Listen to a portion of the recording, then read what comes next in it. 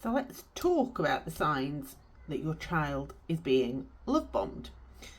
Before we do that, I just want to take you back to the start of the relationship with your ex when you were being love bombed, and just remind you how good that felt, how good it felt to be with someone who was so attentive, who was spoiling you, who was lavishing praise and love and gifts and kindness and all this wonderful things onto you.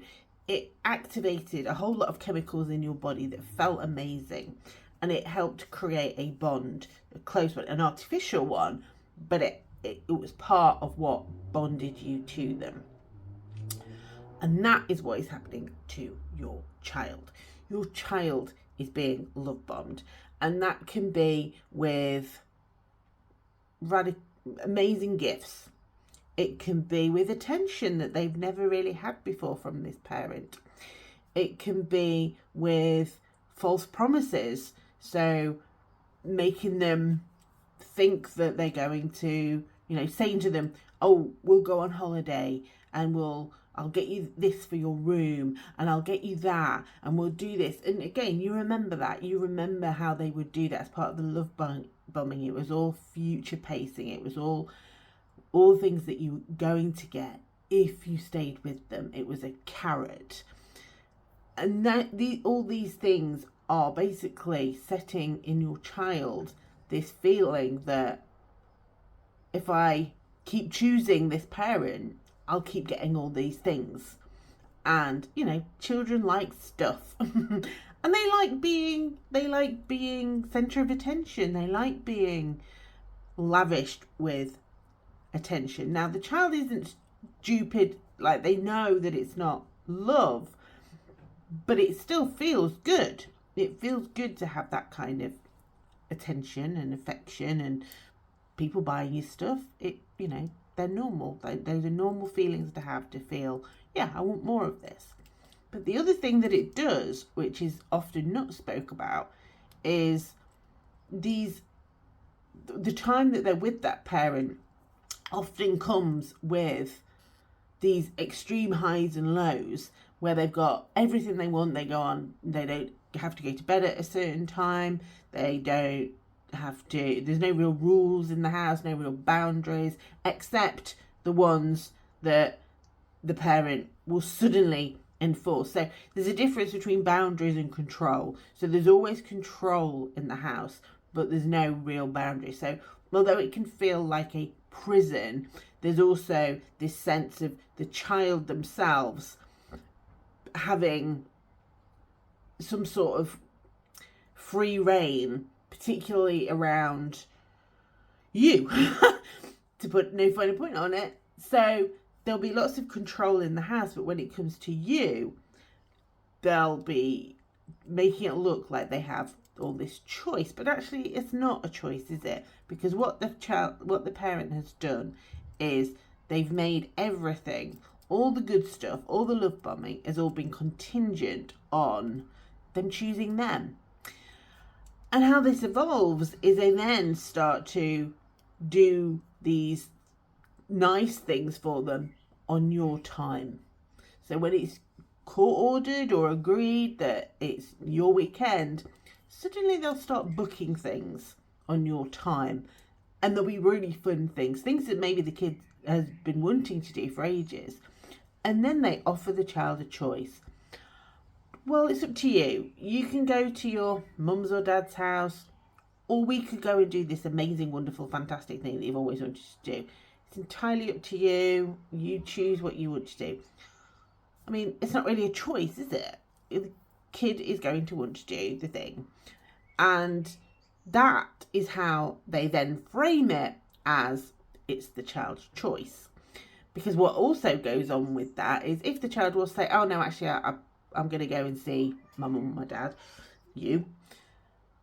then you know that there's a wrath that comes with that. So they'll either ignore them, or there'll be a response of coldness. The child will notice and think, oh my God, I've done something wrong. And so they learn not to give that answer. On the other side, they learn to give the answer that is, yeah, I want to do that. And then it gets paraded around as being the child's independent choice. They just want to spend time with me. They don't want to do that. And this is a very common tactic, this part of the love bombing, which is doing all these amazing, wonderful things and making the child feel like they are loved, just like you did at the start. But really, it was just an erosion. It was an erosion of your independent thinking. It was an erosion of the way that you want real love to feel. Real love isn't bells and whistles.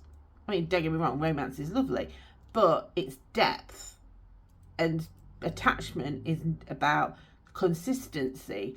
And these are all just party tricks, really. They're showing up, and it's nothing to do with making the child happy. It's just about making that parent feel like that child is choosing them, or coercing the child into choosing them. Probably a bit of both. And so signs that your child is being love bombed reveal so much about the other parent, and can be one of the key signs in that pattern that can lead to alienation. It's a key part of coercive control. It's that first way that they start to control you. So they control you with positive reinforcement. So they do something nice for you. You reciprocate, because that's how we are. We're humans and we like to reciprocate. But then it's just very quickly, and without us really noticing it, it becomes you doing a lot of the giving and them doing all of the taking. So love bombing is like an entry level drug to coercive control, which is on the spectrum that can lead to alienation. How many of those do you recognise? Do you think your child is being alienated through love bombing? Do you think that they are being won over by gifts and false promises? How many do you recognise from those that I've spoken about? And how is it affecting your relationship? Because that's the other part of this, is that level of excitement, that level of gift giving, and that level of, spoiling them in a way. It sets a precedent that, so when the child comes to you, they've had this amazing weekend, and then a weekend with you is just normal. You've got to do household stuff, you've got to get them to do their homework, you've got to do those things. That can feel really boring to them, and it can feel like, oh, I don't want to do these things. So it can create arguments between you. It sets household against household, and also when they're doing all this fun stuff, they're not doing the practical parenting. So they often have to come home to you and do the boring stuff, do the homework, tidy their rooms, wash their clothes, those things that we all hate doing, but they're not being done in the other house. So it has to be done by you. So it sets you up to be the bad guy. And so these are all of this mixed together creates this environment that is designed for the child to choose the other parent, which is then paraded as that being an independent choice that the child is making to spend time with that parent, when actually it's bribery and coercion.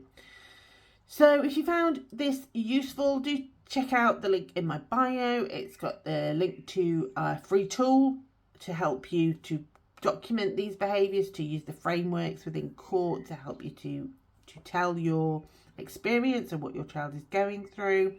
There's also an opportunity to work one-to-one with me if you're going through any of this as well. Don't forget to drop me a comment, like and follow. So if you want to follow along, this is the sort of information that I do share. I would really appreciate it, and share it with anyone that you think it would benefit as well. Take care, everyone.